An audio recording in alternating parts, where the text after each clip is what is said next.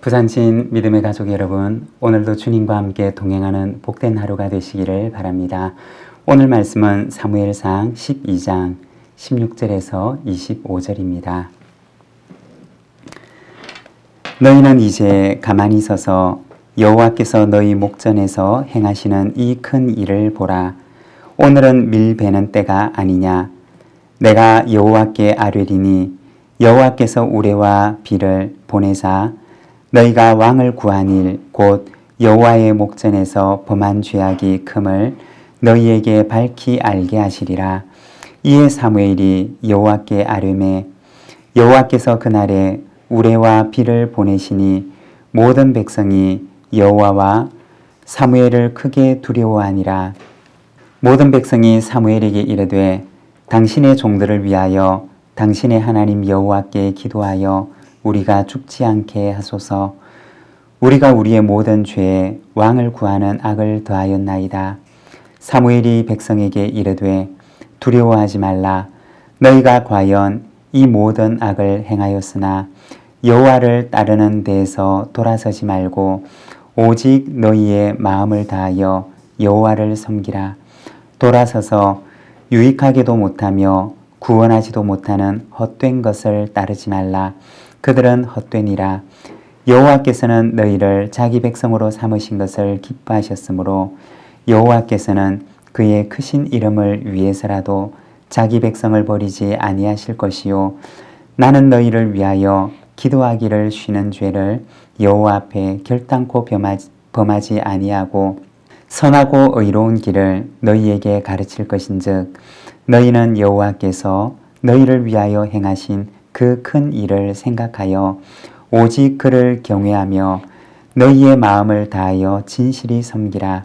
만일 너희가 여전히 악을 행하면 너희와 너희 왕이 다 멸망하리라. 아멘. 오늘 우리가 읽은 말씀에서는 왕을 세우고자 하는 이스라엘 백성들을 향한 사무엘의 당부를 보여줍니다. 17절의 말씀입니다. 오늘은 밀 베는 때가 아니냐. 내가 여호와께 아뢰리니 여호와께서 우레와 비를 보내사 너희가 왕을 구한 일 곧 여호와의 목전에 범한 죄악이 큼을 너희에게 밝히 알게 하시리라. 여기서 밀 베는 때라고 하는 시기는 약 5월에서 6월을 가리키는 시기입니다. 팔레스타인 지방에서 이 시기는 봄 추수기에 해당되는데 이때는 비가 오지 않는 시기입니다. 그런데 사무엘은 하나님께서 우레와 비를 보내실 것이라고 말씀을 합니다. 비가 내리지 않는 시기에 우레를 동반한 비가 내린다는 것은 일상적이지 않은 일이고 그리고 비범한 징조가 될 수 있는 사건이었던 것입니다. 즉 왕을 구한 일이 하나님께 기쁨이 되는 일이 아니었음을 이스라엘 백성들에게 보여주고자 했던 메시지였던 것입니다. 무엇이 잘못된 것이었을까요? 왕정이라고 하는 그 제도 자체보다는 그로 인하여 세워지게 될 지도자, 권력자, 사람들의 죄성을 하나님께서는 너무나 잘 아셨기 때문이었을 것입니다. 제도보다 더 중요한 것은 그 제도 안에서 세워질 사람이라는 것입니다.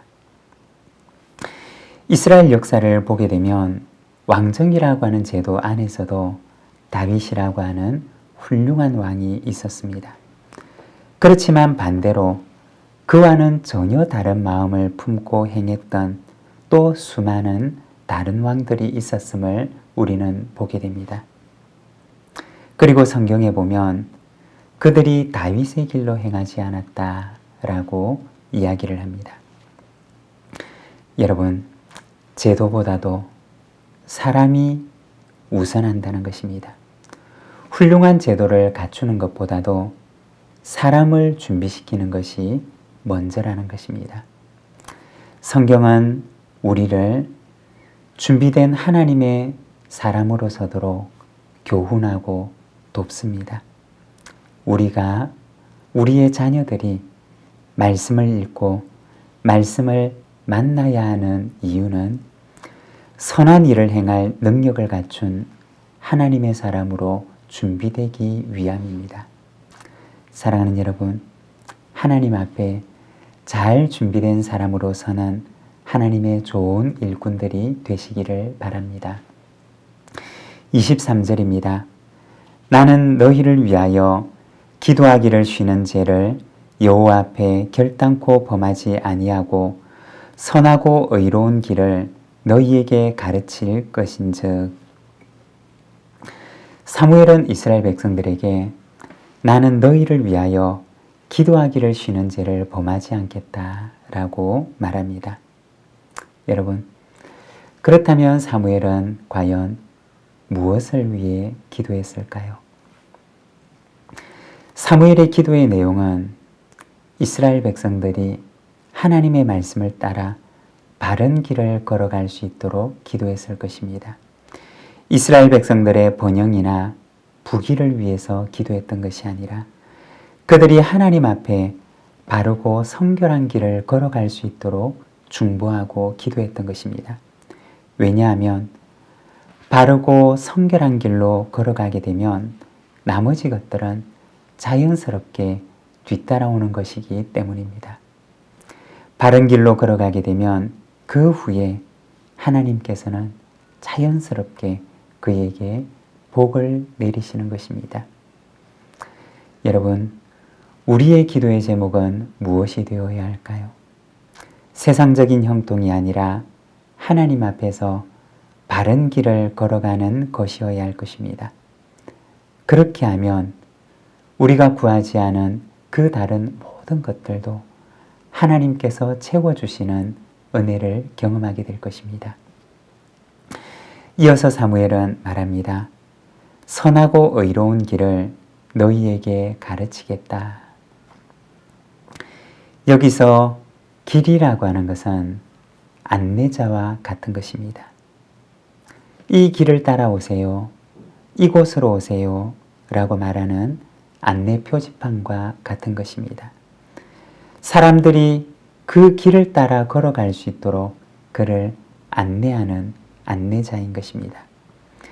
사무엘은 이스라엘 백성들에게 그들이 걸어가야 할 길을 그들에게 가르치겠다라고 말합니다. 이것이 바로 하나님께서 그에게 주셨던 사명이었습니다. 이스라엘 백성들에게 길을 가르치고 그들이 그 길을 따라 걸어갈 수 있도록 돕는 것, 그것이 하나님께서 사무엘에게 주셨던 사명이었습니다. 그리고 그는 마지막 순간까지 그 사명을 감당합니다. 여러분, 하나님의 말씀은 우리의 인생이 걸어가야 할 길을 보여주십니다. 이 길을 따라 걸어라고 말씀하십니다. 그리고 자녀들에게도 그 길을 가르치라고 말씀합니다. 우리의 가정도 이 사명을 잘 감당하는 복된 믿음의 가정이 되시기를 바랍니다. 25절입니다. 만일 너희가 여전히 악을 행하면 너희와 너희 왕이 다 멸망하리라. 하나님의 말씀을 따라 걸어가지 않고 악의 길을 따라 걸어가게 되면 그 마지막은 결국 멸망이 될 것이라는 것입니다. 이스라엘의 역사는 어떻게 되었을까요? 이어지는 열왕기의 이야기를 읽어보게 되면 말씀을 떠나서 멸망의 길을 따라 걸어가는 죄의 역사를 보여줍니다. 그리고 그 길 끝에서 기다리고 있는 멸망의 사건을 그들은 마주하게 됩니다. 사랑하는 여러분, 오늘도 우리 앞에는 두 가지 길이 놓여져 있습니다. 그리고 그 갈림길에는 오늘 우리가 읽었던 본문 말씀처럼 만일이라고 하는 표지판이 세워져 있습니다. 그리고 우리에게 묻습니다. 당신은 어느 길로 걸어가시겠습니까? 오늘도 바르고 선한 길을 따라 걸어가는 부산진 모든 믿음의 가족들이 되시기를 바랍니다. 기도하겠습니다. 하나님 아버지 은혜를 감사합니다. 오늘도 주님의 말씀을 바라봅니다. 바르고 의로운 길을 따라 행하라 말씀하시는 주님의 말씀을 오늘도 우리가 듣습니다.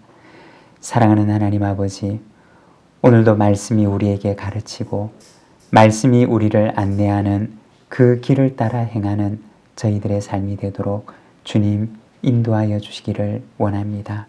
이 하루를 주께 의탁합니다. 하나님 우리를 붙들어 주시고 오늘도 주님의 말씀을 굳건하게 붙들고 우리 앞에 놓여져 있는 이 순례의 길을 끝까지 잘 감당하게 하옵소서.